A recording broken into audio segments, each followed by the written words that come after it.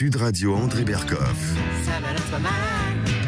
Berkoff dans tous ses états, ça balance pas mal sur Sud Radio. Ou un certain nombre de gens, on va en parler ensuite, de Luc Montagnier, qui disent des choses, mais on les traite de tous les noms, parce que mais non, c'est pas possible. Et ce narratif du Covid, quand même, a été très exemplaire.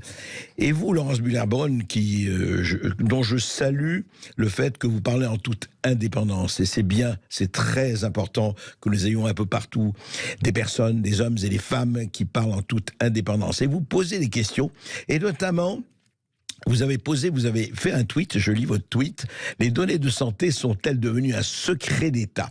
J'ai posé à nouveau la question de la censure des infos demandées par les chercheurs et les journalistes pour évaluer les politiques sanitaires.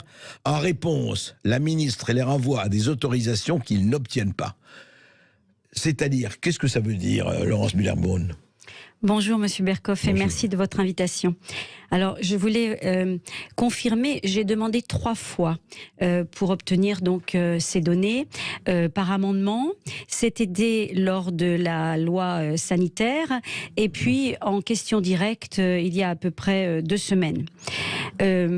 La réponse de la ministre laisse songeur, puisque dans sa réponse, elle dit dans la même phrase que les statistiques n'existent pas et qu'il n'est pas simple de les obtenir, et à la fois que tout chercheur peut les obtenir s'il en fait la demande. Alors justement, d'abord, rappelez la question que vous avez posée, c'est important. La question, c'est donc l'accès à des données statistiques, à des informations pour que les chercheurs qui sont indépendants puissent travailler et qu'on puisse ensuite, de là découlent des politiques, qu'elles soient sanitaires ou autres, mais on a besoin d'observer tout ce qui s'est passé les 3 dernières années et pour bien mieux sans doute gérer et en tirer des conclusions. Enfin, dans tout, voilà, c'est quelque chose de tout à fait logique. Et notamment cette question qu'ont posée 2 chercheurs, le professeur Laurent Toubiana et aussi le statisticien Pierre Chaillot et beaucoup d'autres, c'est les chiffres de mortalité par rapport au statut vaccinal. C'est bien ça. C'est ça. Et il y en aurait besoin, comme d'ailleurs on pourrait imaginer l'autopsie, ce serait intéressante aussi. Puisque comme ça, on pourrait parler de choses concrètes. Mais donc, alors, Madame la sénatrice, c'est justement eux-mêmes m'ont dit, parce que j'avais reçu Laurent Toubiana et Pierre Chaillot notamment, et on leur a répondu parce qu'ils ont demandé à la CADES, ils ont demandé à un certain nombre à la Haute Autorité de Santé, on leur a dit mais ces chiffres n'existent pas. Elle dit mais pourquoi vous ne faites pas les statistiques, puisque tous les morts sont répertoriés et tous les gens qui ont fait des certificats sont répertoriés. Alors oui, mais ça n'existe pas. Comment peut-on s'expliquer ça? Alors oui, comment on peut s'expliquer ça sur des choses si graves et qui influencent quotidiennement la vie des Français? On sait que les Anglais ont produit des statistiques, ont obtenu ces chiffres.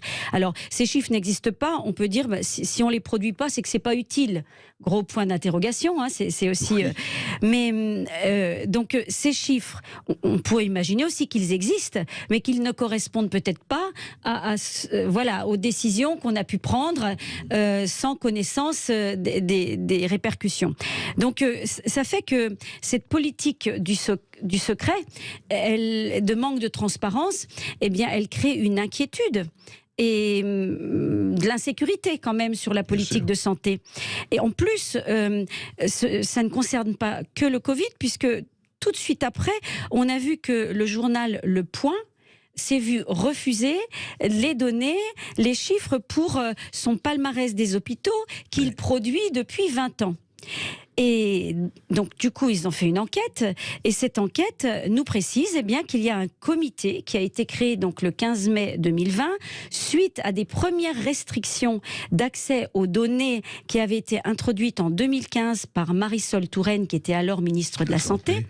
Et donc, ce comité, je rappelle, créé le 15 mai 2020, donc on sort juste du confinement, il est sorti le 11 mai 2020, et qui durcit donc l'accès aux données. Ce comité d'éthique et scientifique pour les recherches, les études et les évaluations dans le domaine de la santé s'appelle le CESRES, et il a le pouvoir de juger de la méthodologie des chercheurs. Alors ce qui est incroyable, c'est que ces chercheurs, ils sont nommés par le ministère, donc soigneusement choisis. Ouais, On bien peut sûr. douter de leur indépendance. Ils sont en tout cas certainement pas des rebelles ou des Oui. lanceurs d'alerte. Pas des anarchistes terroristes. Hein. Voilà. Donc, dans l'enquête du Point, on voit l'étonnement aussi de ne pas avoir accès à des données. Donc, ça corrobore les chercheurs qui n'ont pas accès.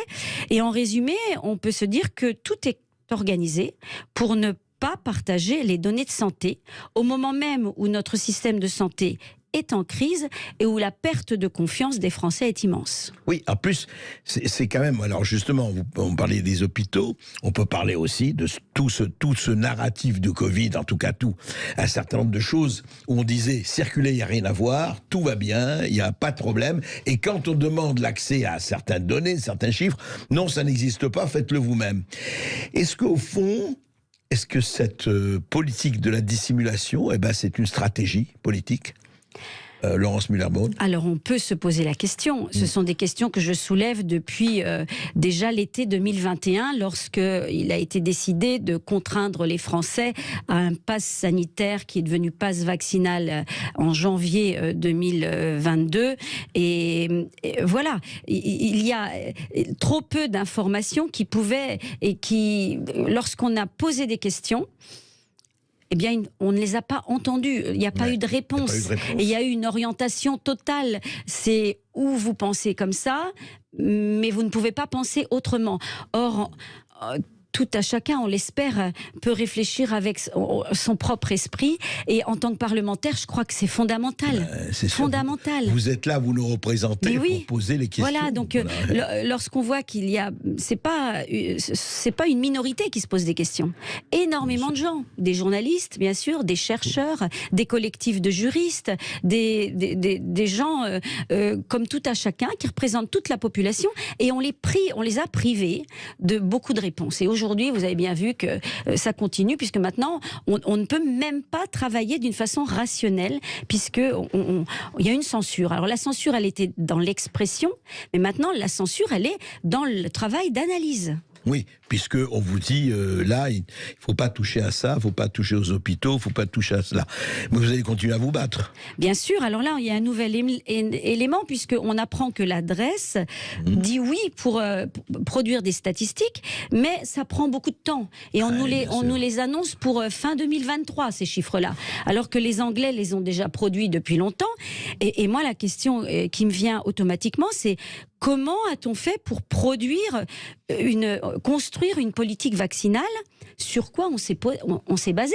Parce que quand même, on a permis... Sur quelles données on avait? Sur quelles données? Vous vous rendez compte? Le professeur Perron l'a dit lui aussi. Soit les données, elles sont fausses, infondées scientifiquement, donc on ne les produit pas, et soit on veut bien les communiquer parce qu'elles étaient réelles, et tout ce qu'on a fait supporter aux Français depuis 3 ans, il fallait le faire. Je crois que on a fait supporter, quand on pense aux restrictions, aux contraintes, aux discriminations, aux privations de liberté, à la maltraitance de la jeunesse, parce que quand on regarde ce qui va se passer dans les prochaines années avec la jeunesse, et aux dépenses, 424 milliards d'euros.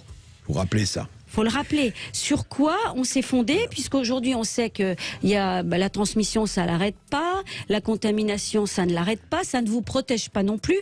Et la Belgique, les médecins viennent de confirmer et d'avouer. On va en parler demain avec le docteur David Bouillon, justement, et puis on va parler du professeur Luc Montagnier et du traitement à qui il a eu droit, comme on dit. Merci beaucoup, Laurence Muller-Bronn. Nous continuerons à vous suivre, bien sûr. Merci.